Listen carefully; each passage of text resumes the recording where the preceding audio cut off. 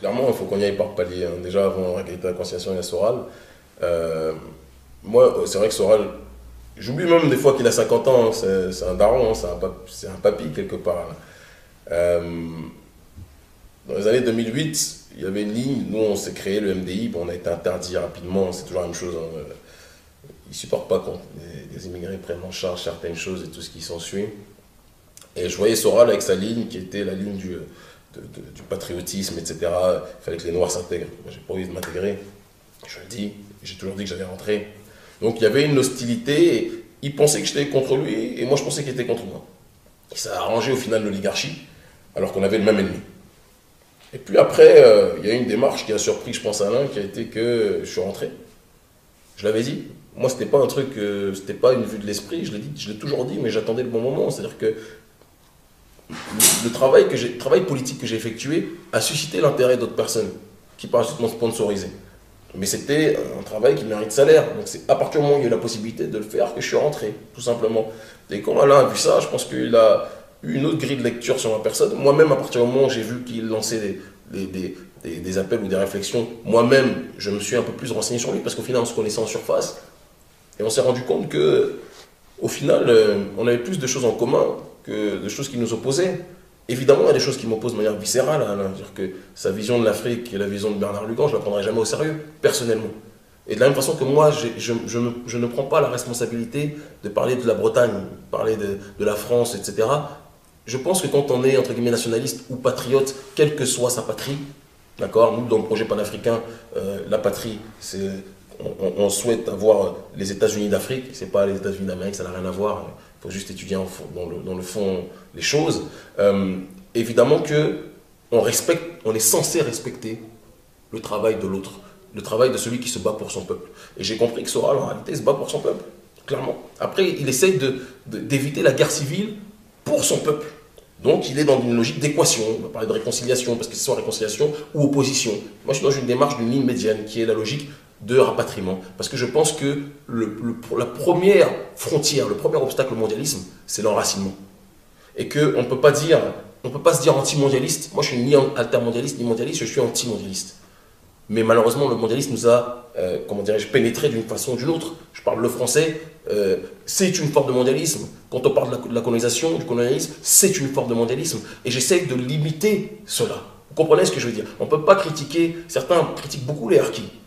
D'accord? Parce qu'ils se disent fiers d'être français. Ils ont choisi la France à un moment où peut-être l'histoire voulait qu'ils ne la choisissent pas. D'accord? Moi, personnellement, je me suis toujours senti plus proche de ceux qui étaient dans une logique d'indépendance. Mais je dis, si tu as des parents qui se sont battus pour l'indépendance et que tu es aujourd'hui en train d'être en France, de critiquer la France, mais en même temps de vouloir la revendiquer, je dis, il y a une incohérence.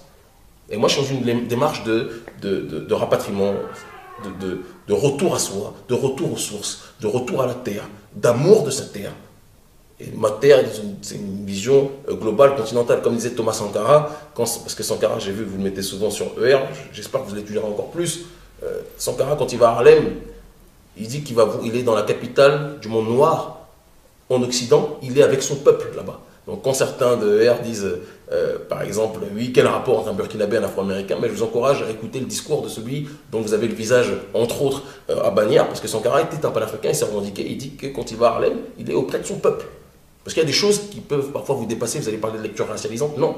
On parle de négritude, on parle de fierté de soi, on parle d'exaltation de la fierté de soi, et on parle d'unité, dans ce projet panafricain entre la diaspora et le continent. Et donc, ER, je le dis, je le répéterai jamais assez, à partir du moment où il respecte le travail d'indépendance des nôtres, moi je respecte le travail d'indépendance des vôtres. Vous comprenez? Vous battez pour la réconciliation. Moi je pense que on peut être dans une démarche, j'ai toujours dit, je le sais, que tout le monde ne rentrera pas en Afrique. C'est pour ça qu'il y a autant d'attentes aussi quand je viens ici, d'un certain nombre de frères et sœurs qui assistent à nos conférences. Mais s'ils ne rentrent pas, vous proposez l'intégration, hein, de rentrer dans la démarche quasiment patriotique, hein, si je ne m'abuse, quasiment. En tout cas, c'est ce que Soral dit, hein. Après, il va y avoir peut-être des divergences à l'intérieur du groupe, mais c'est la ligne officielle. Moi, je pars du principe qu'on n'est pas obligé d'être dans cette démarche-là et qu'il peut y avoir, sans être dans une logique de guerre civile ou d'opposition, il peut y avoir un respect entre le français et la population afrodescendante installée en France et que la communauté s'organise, un peu comme les Chinois, se développe économiquement. et ne soit pas dans une logique d'opposition, qu'elle se fasse respecter, non pas en mendiant, non pas en copiant le modèle shoah-anatique, vous comprenez ce que je veux dire, ou shoah-anal, comprennent ce qui pourra par rapport à cette situation-là, développer politiquement, développer économiquement, sans chercher à avoir toujours les miettes de l'oligarchie d'Occident. C'est une ligne médiane dans laquelle, je pense, l'organisation à laquelle j'appartiens, la nation de l'islam, essaye de développer un certain nombre de choses. La nation de l'islam, le ministre Farrakhan appelle ceux qui sont natifs d'Afrique à rentrer en Afrique. Et appelle ceux qui sont natifs des Caraïbes à rentrer aux Caraïbes. C'est un discours qu'il a tenu, c'est des leçons secrètes qu'on ne sait pas encore. Il dit qu'on a vocation, dans les prochaines années, l'Occident est en train de s'effondrer, on a vocation à rentrer dans les terres peuplées majoritairement des nôtres. Donc c'est un discours, c'est pas un discours que Kémy Séba tient, c'est un discours que Marcus Garvey tenait avant. L'honorable ministre Farrakhan, qui est mon responsable, le dit depuis déjà un certain temps. Ce sont des leçons et des enseignements qui sont donnés à l'intérieur de la nation. Et donc, préparer le retour, mais se développer communautairement parlant et être dans une logique d'alliance quand il le faut. C'est pour ça que moi je suis avec vous, même si j'ai des désaccords sur certains points. Et on a le même ennemi. On aura l'occasion, on aura toute la latitude tôt ou tard de parler de ce qui nous sépare. On en parlera. Moi je le dis, je ne loupe jamais l'occasion de dire que j'ai des accords. Quand tu me parles de Bernard Lugan, il y a des trucs qui me font rigoler. Et après vice versa, vous avez le droit aussi. Hein. Sauf que moi la différence, là où est ma cohérence, c'est que je ne me permets pas de parler de la Bretagne. Je ne me permets pas de parler de l'accord. Je vous laisse à vos responsabilités. Voilà. Et ce que je trouve parfois dommage dans ER, c'est que après, il faut différencier le site de réinformation d'égalité et de réconciliation, qui est un site de réinformation extraordinaire, il faut le dire, et l'organisation politique qui parfois se permet de parler de choses qui ne la concernent pas. Voilà. Moi, c'est mon point de vue.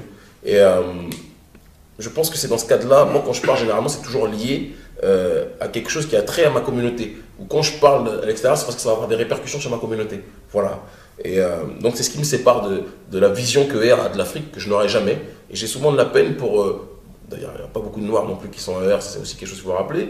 Mais pour les quelques Noirs qui répètent parfois le discours luganiste de l'égalité et de la réconciliation, j'ai mal au cœur pour eux. Marlis, c'est pas grave.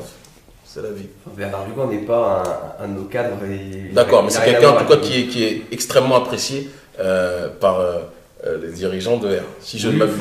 D'après les discussions privées que j'ai eues avec lui.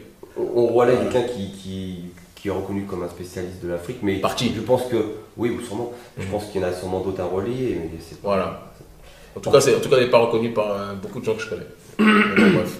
Mais je lui passe, à Lugan, malgré tout, hein, vous savez, c'est ça aussi, éviter le conflit de civilisation. C'est pas parce qu'il raconte des choses que je ne prendrai jamais au sérieux que l'homme en tant que tel est mon ennemi. C'est pas mon ennemi. Et je pense que, ça se trouve même humainement parlant, on pourrait discuter, mais je ne serais pas d'accord avec lui par rapport à ce que j'ai lu, ce que je sais de lui. Ça, c'est clair et net. Voilà. ER est une sphère, pour moi, symbolise la résistance à la française, je pense. J'ai la possibilité d'avoir des alliances avec des militants syriens, j'ai la possibilité d'avoir des alliances avec des Iraniens. Vous comprenez ce que je veux dire? J'ai des militants qui, peu de temps après la mort de Chavez, sont partis, par la grâce du Tout-Puissant, sont partis au Venezuela. C'était une période assez extraordinaire, on publiera peut-être les photos prochainement, notamment le petit frère Sidik et le frère Hadi qui fait partie de mon staff. Ils sont partis nouer des contacts aussi là-bas. Et c'est une démarche importante pour nous, d'être dans cette logique de multiplier les alliances dans la dissidence. Il y avait notamment, je ne vais pas citer son nom, mais l'un des plus gros soutiens, l'un des porte-parole quelque part quasiment je sais pas si, voilà, du résistant de la dissidence syrienne, de la résistance syrienne. On peut ne pas être d'accord. Moi, par exemple, Bachar al-Assad, il y a plein de trucs sur lesquels je ne serais jamais d'accord avec lui. Il a été loin sur des tas de choses aussi. Soyons clairs. Mais entre lui et l'oligarchie, j'ai fait mon choix. De la même façon qu'entre Gbagbo, pareil, Gbagbo, je ne me reconnais pas dans plein de choses que Gbagbo faisait. Mais entre Gbagbo et Ouattara, je veux dire que les choses sont très claires. Et il y a un moment, il faut faire un choix entre la résistance, même s'il peut y avoir des grandes divergences auparavant, mais entre la résistance et l'oligarchie. C'est de la même façon, donc il y avait un porte-parole de Bachar al-Assad qui était présent, il y avait des Iraniens qui étaient présents samedi au meeting et autres, et des gens de toutes contrées qui se battent pour un monde meilleur et qui voient en nous la voie du panafricanisme dans la sphère francophone en même temps.